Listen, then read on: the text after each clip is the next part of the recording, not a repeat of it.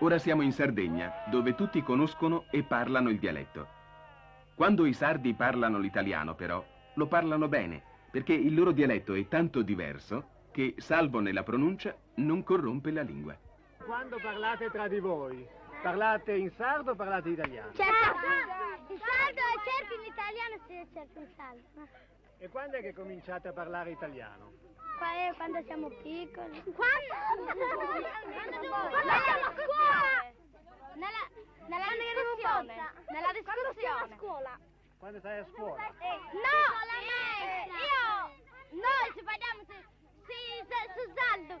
Quando siamo su questa famiglia e te accompagna. E Nicola parliamo in italiano. È la prima volta che tu cominci a parlare italiano. Quando è stato?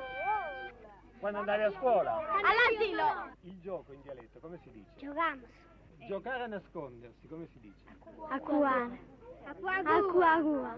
Sai come si dice in sardo giocare a mosca cieca? Giocare a mucca cieca. Mucca cieca.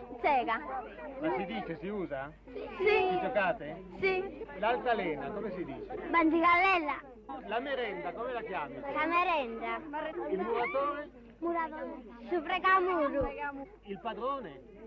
Su padrono.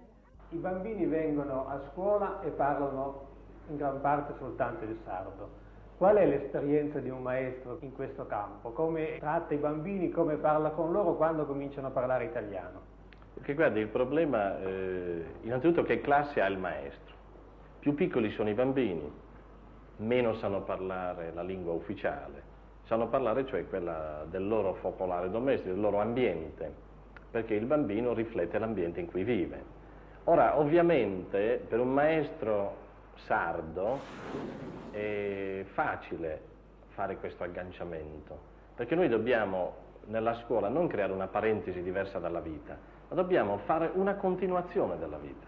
Quindi dobbiamo accettare il bambino così com'è, nelle sue espressioni dialettali, comprenderlo e a poco fare in modo che il dialetto venga sostituito dall'italiano, ma non cancellando il dialetto, ma far capire al bambino la differenza tra dialetto e italiano e fargli parlare correttamente l'italiano.